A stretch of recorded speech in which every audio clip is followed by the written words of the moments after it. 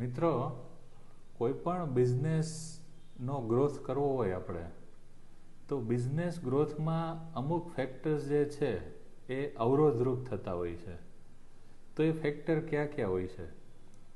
તો પહેલું ફેક્ટર હોય છે સપોઝ ફાઇનાન્સ, એટલે કે લેક ઓફ વર્કિંગ કેપિટલ.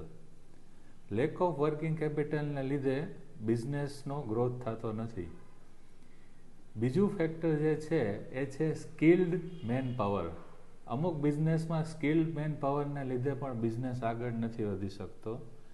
ત્રીજું ફેક્ટર હોઈ શકે ઇનસફિશિયન્ટ રો મટીરિયલ, એટલે કે રો મટીરિયલ જેનાથી આપણે આપણી પ્રોડક્ટ બનાવવાની હોય છે એની અછત હોઈ શકે છે. ચોથું ફેક્ટર હોય છે કે કેપેસિટી, એટલે કે પ્રોડક્શનની કેપેસિટી. તો પ્રોડક્શન કેપેસિટી જ્યાં ઓછી હોય ત્યાં પ્રોડક્શન પૂરું થતું નથી અને બિઝનેસ ગ્રોથ અટકી જતો હોય છે. અને આના સિવાય બીજા ઘણા બધા ફેક્ટર હોઈ શકે કે જે બિઝનેસના ગ્રોથને અવરોધરૂપ થતા હોય છે.